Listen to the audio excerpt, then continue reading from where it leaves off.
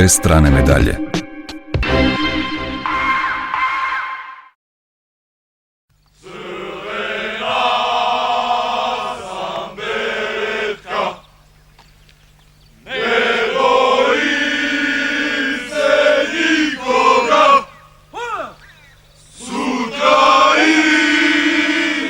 Jedinica za specijalne operacije. Kod mnogih građana Srbije predstavlja sinonim za zlo. Te ljude smatraju hladnokrvnim ubicama, kriminalcima, narkomanima. Komandni sastav i pojedini pripadnici rasformirane jedinice osumnjičeni su za neke od najtežih zločina koji su se dogodili u Srbiji u poslednjih 10-ak godina.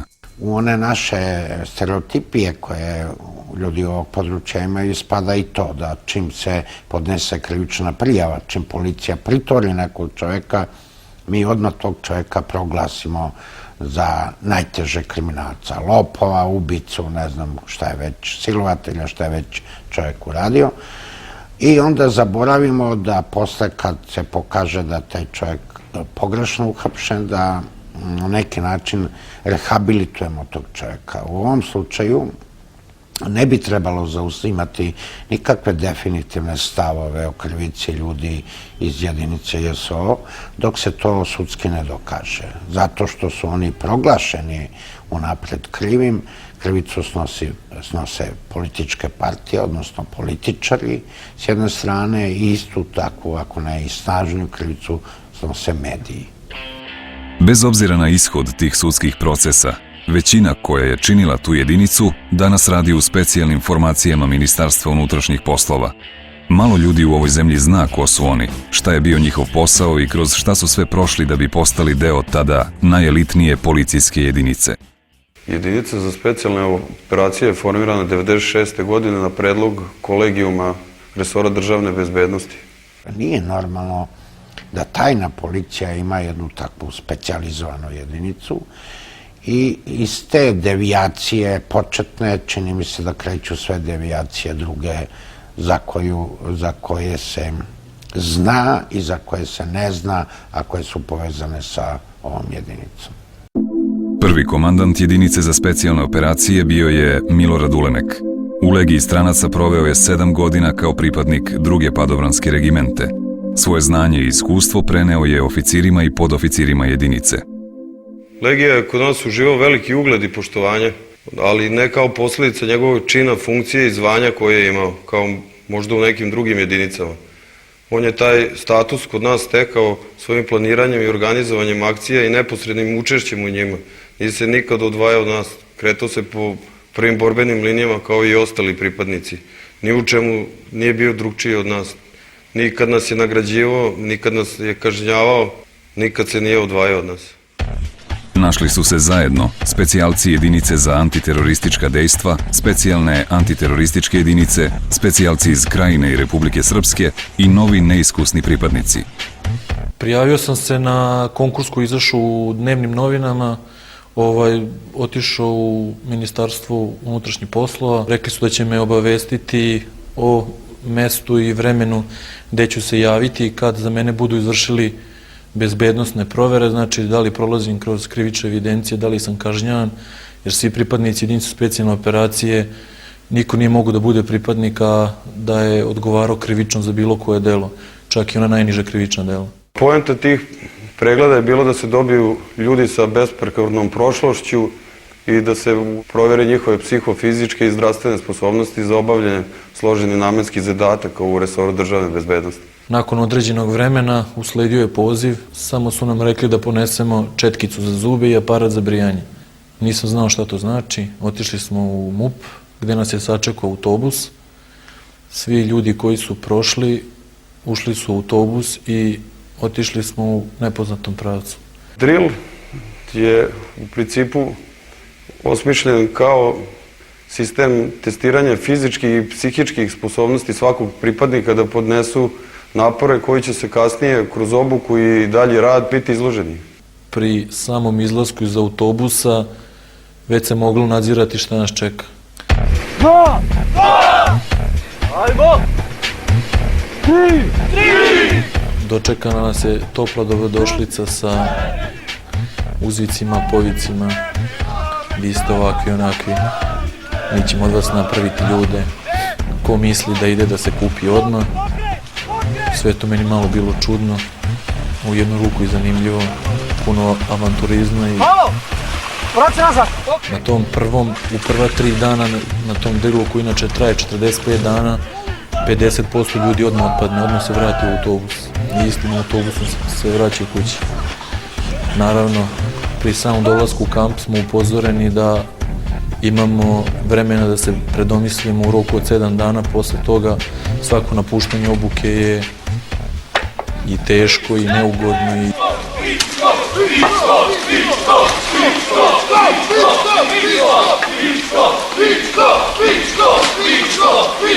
Moj prvi kontakt sa instruktorima je bio baš tog dana kad sam došao u kamp, gde su nas postrojili u vrstu i objasnili da će se koristiti svim dozvoljenim i nedozvoljenim sredstvima da nas oteraju iz jedinice, jer jedinica je mesto za odabrane ljude koji mogu da podnesu sve teškoće koje posao inače nosi sa sobom. Tokom drila većina polaznika kursa, pripadnika, doživljava instruktore kao sadiste. Misle da su to ljudi koji su tu da bi ih mučili, omalovažavali i ponižavali. I u početku obuke oni ne uviđaju svrhe potrebe takvog odnosa prema pripadnicima. Svrha drila jeste ta da se kod svakog pripadnika ponaosob eliminiše individualizam, znači da se stvori neka kolektivna svest. Od nekih ovako zanimljivih stvari mogu navesti da su se radila raznorazna borbena trčanja 4, 8, 16 km sa ratnom opremom koja sveukupno teži nekih 15 kg. Marševe, da ne spominjem, koji su svima ovako dobro ostali u sećanju. Neki dan danas imaju ožiljke na nogama, jer prilikom velikih marširanja po brdovitom terenu, kamenom, stvaraju se rane na nogama, koje svaki pripadnik nije mu palo na pamet da se žali, da ga nešto boli ili da je možda gladan ili žedan. Od nekih psihičkih napora na drilu, tu su zanimljive stvari koje su instruktori, čija je mašta bila neograničena, koji su pojedinim pripadnicima koji dobro urade svoj zadatak ili zanemare svoje obaveze, slučajno zaboravi pušku pa su dobijali lopate, ćuskije, pa spavali u krevetu sa time, do nekih banalnih stvari koji su kažnjavani s klekovima, trbušnjacima, koji su bili u poređenju sa drugim kaznama zanemarljivo smešni i blagi.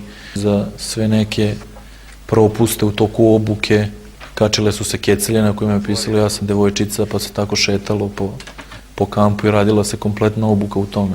Za vreme obuke na drilu svaka komunikacija između kandidata bila je strogo zabranjena. Takođe bila je zabranjena priča između kandidata u toku jela. Pre svakoga jela je čitao se tekst zaveta koji je bio posvećen našim poginulim drugovima, a koji glasi: jednoga dana kad ostaneš sam na bojnome polju,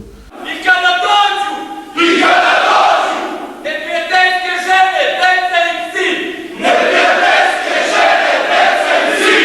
te rastrinu na komade, i spali sebi metak u glavu, i umri kao heroj. Tokom drila kandidati su prolazili kroz više faza obuke. Osnovnu pešadijsku obuku, topografiju, rukovanje minsko-eksplozivnim sredstvima, osnove borilačkih veština i gađanja. Najteži deo drila predstavljala je paklena nedelja. Paklena nedelja je vrhunac, mogu bi se reći, te obuke gde pripadnik tokom 7 dana spava u proseku možda za tih 7 dana 10 sati, a konstantno je izložen marševima, bojevim gađanjima, prilikom koji se na njega puca bojevom municom, bacaju bojava minsko-eksplozivna sredstva da bi mu se što više dočarao realna borbena situacija. vrhunac drila posle nekih 43 dana je, mi ga zovemo marš za beretku, a to je marširanje po brdovitom predelu u dužini od nekih 50-60 km sa opremom koja teži između 45 i 50 kg. Ko uspešno završi taj marš dobija crvenu beretku. Crvenu beretku, skini!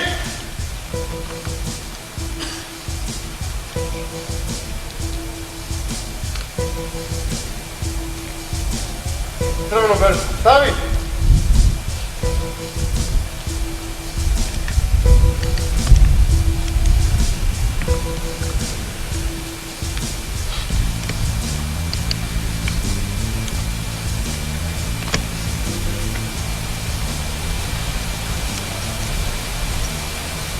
Crvenu beretku, baci!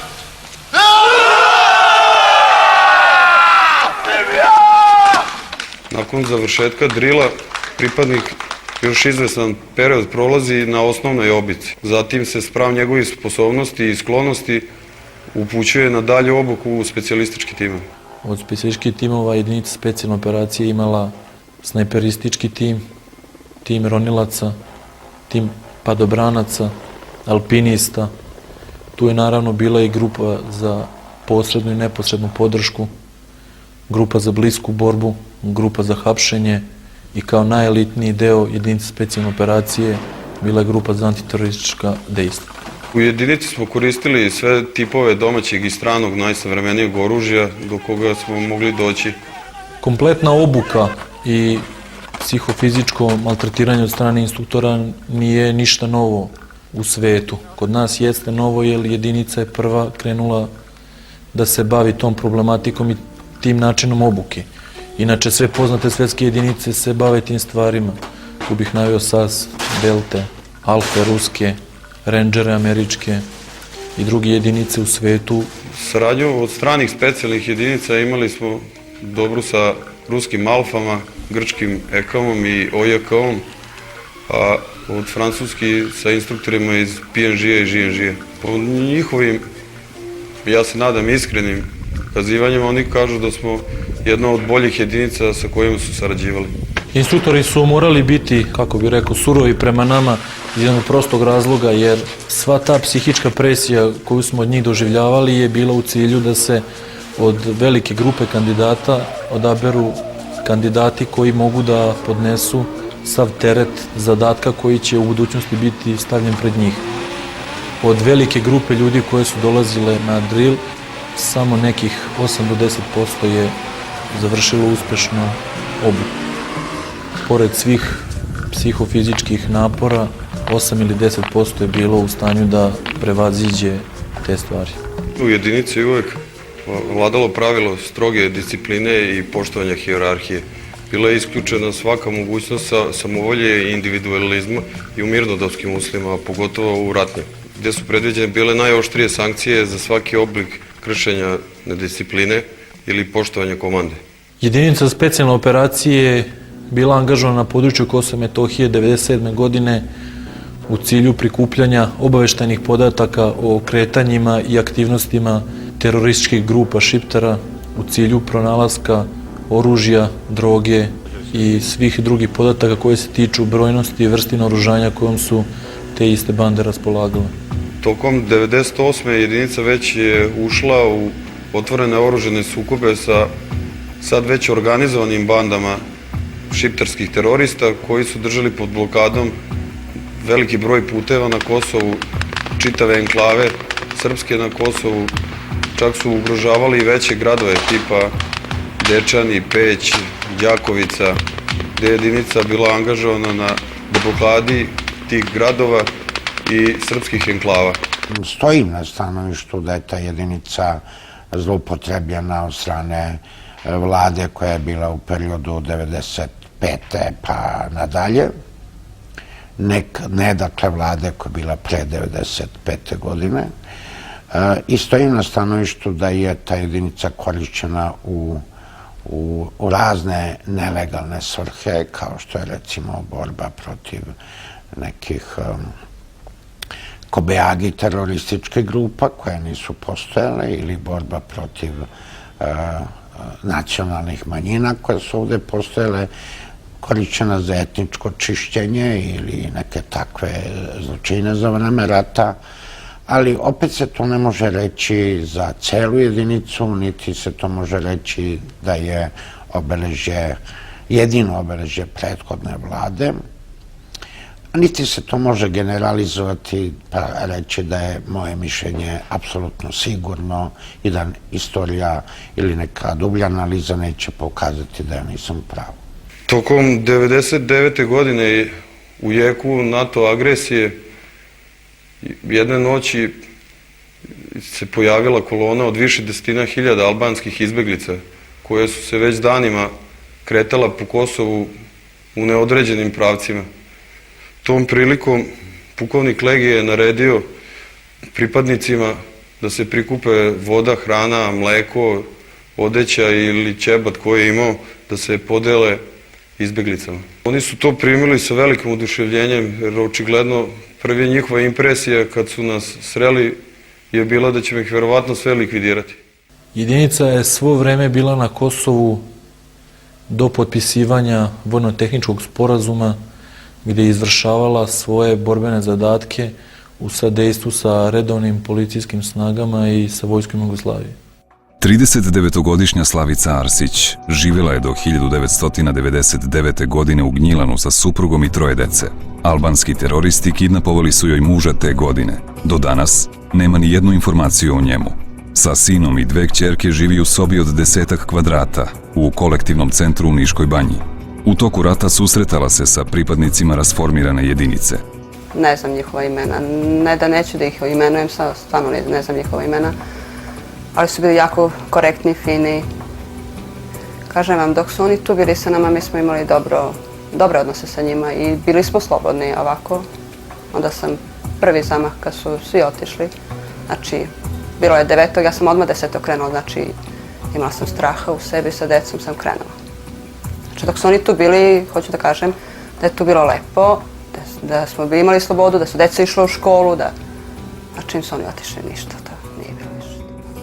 Mi smo ih u nekoliko navrata vidjeli ovdje na prostoru Kosovske Mitrovice, iako nisam imao nikakve direktne kontakte, mogu reći da je mišljenje o njima bilo jako pozitivno, da narod uglavnom osjeća punu sigurnost i osjeća se bezbedno ukoliko su te jedinice negdje blizu nas.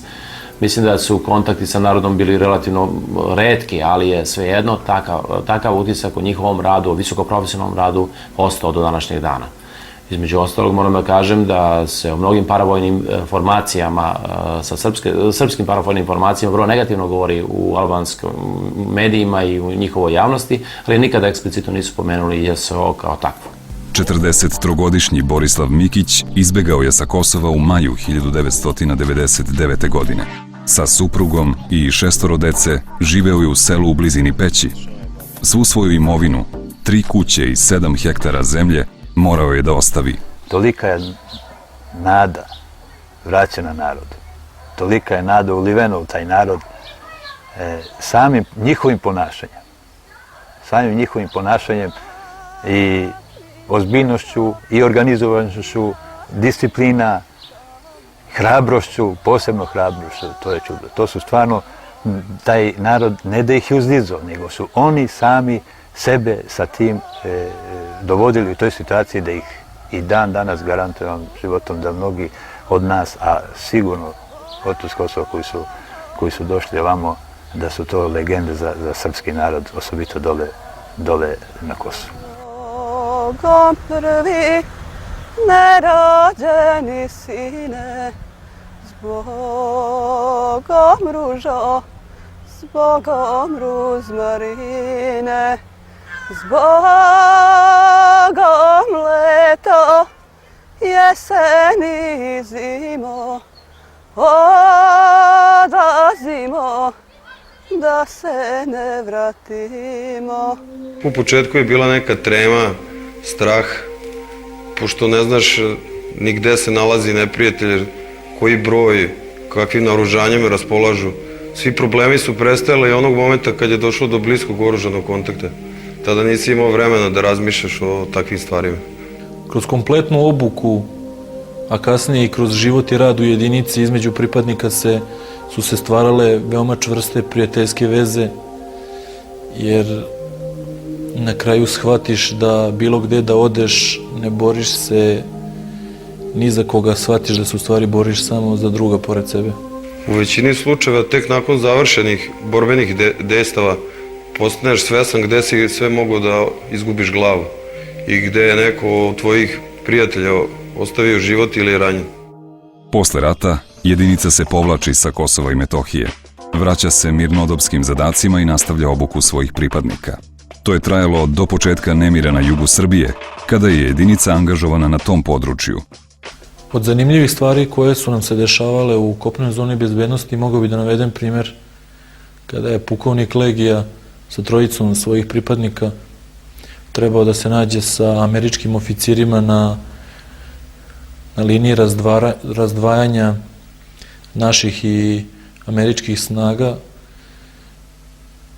mimo išao njihovu patrolu i sa svojim pripadnicima ušao u njihovu bazu, gde je tom prilikom na prijavnici vojniku kucao na prozor, usled čega čovjek nije mogao da veruje šta ga je snašlo i otko četvorica uniformisanih ljudi sa naoružanjem u američkoj bazi. Posle toga u njihovoj bazi je nastala opšta uzbuna, nakon čega su njihove jedinice za brzo reagovanje došli tu do kapije gde su bili pripadnici, međutim pukovnik je znao engleski jezik i vrlo brzo je nesporazum prevaziđen, nakon čega je ostala anegdota i nakon čega su američki oficiri pozvali njega i pripadnike na kafu. Jedinica je tokom svog postojanja obučavala i pripadnike drugih formacija u Ministarstvu unutrašnjih poslova. Davali smo obuku pripadnicima posebne jedinice policije, zatim operativno-potražnih grupa u okviru posebnih jedinica policije, a nakon formiranja žandarmerije i žandarmerije. Tokom 2000. godine težište naše obuke je bilo prema pripadnicima interventnih jedinica policije. U toku same 2002. godine skoro 900 pripadnika interventne policije je prošlo kroz naš centar za obuku. Na demonstracijama 5. oktobra 2000. godine promenjena je vlast u Srbiji.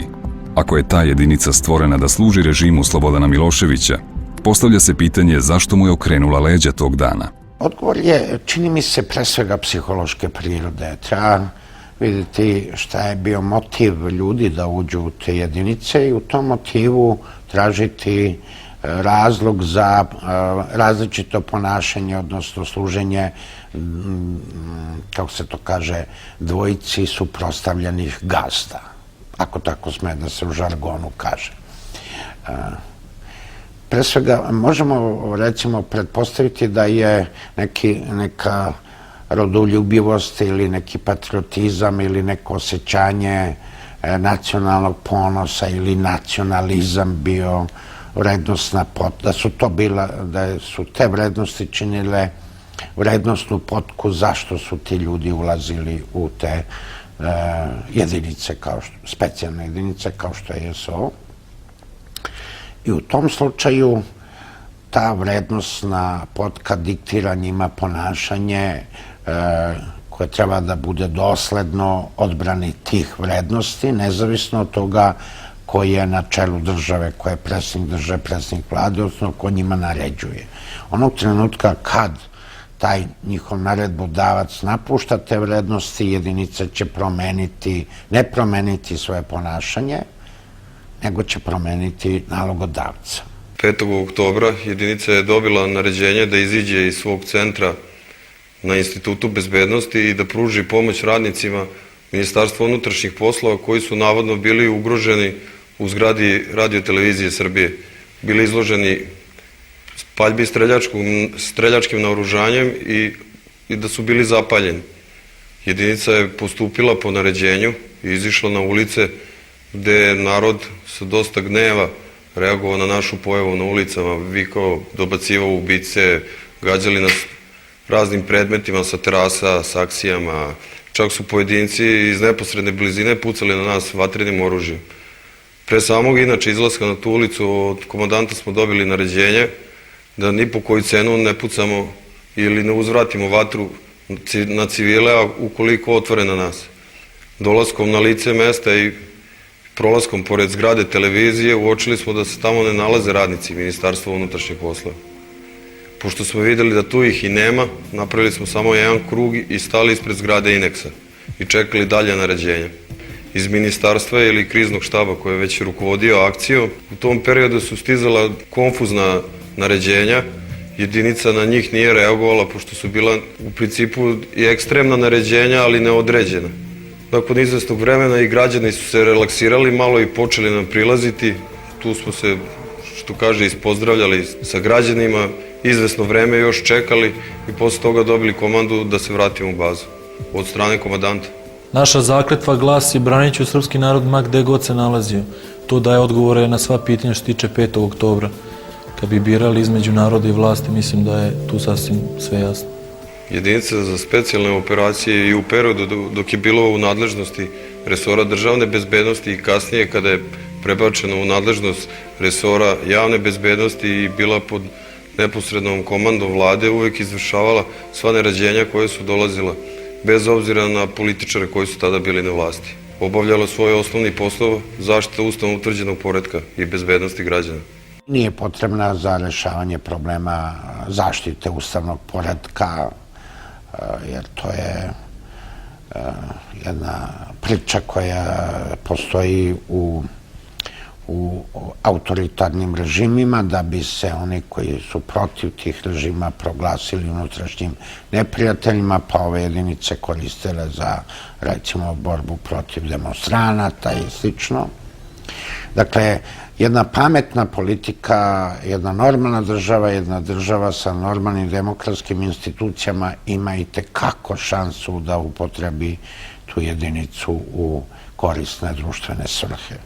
Znači ovo sve što smo sad pokazali, to se zove instruktaža profesionalnih tehnika. Znači jedan detalj što smo ostavili za kraj, to je rafalno pucanje iz pištolja. Mi smo mu dali ime Svadbarski. Pa znači on koristi da u momentu kad nam potrebna jako velika vatrena moć, da bi mogli da izvučemo osobu koju štitimo ili da bi se mogli obraniti nekom uskom prostoru kao što je hodnik ili prostorija, onda primjenjujemo taj način. Znači držimo oružje na kuku, samo što pomoćnu ruku ubacujemo prst unutra. Znači radimo prstom napred-nazad. Prst ne stavimo ovako, da ne bi dolazilo do savijanja i nećemo imati ovakvu brzinu pogodaka, mislim veliku vatrenu moć, nego držimo prst u ovom položaju, ovdje ne može da se savije.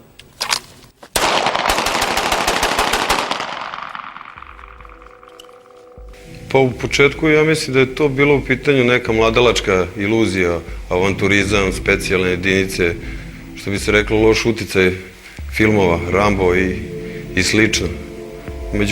Međutim, po dolasku u jedinicu i život i rad sa ostalim kolegama doveo do određenih promjena u mom životu. Oni su mi postali bliski kao familiji. Neke lične veze u principu mislim da su bile na kraju najbitniji argument zbog kojeg sam ja ostao u jedinici. Puno naših drugova je dalo život za jedinicu u prvom redu i za ovu zemlju. Neki od njih su zauvek ostali doživotni invalidi, neki lakše, neki teže. Ja ne bi nikog posebno imenovao, jer sve njihove patnje i žrtve sam osjećao kao svoje lično.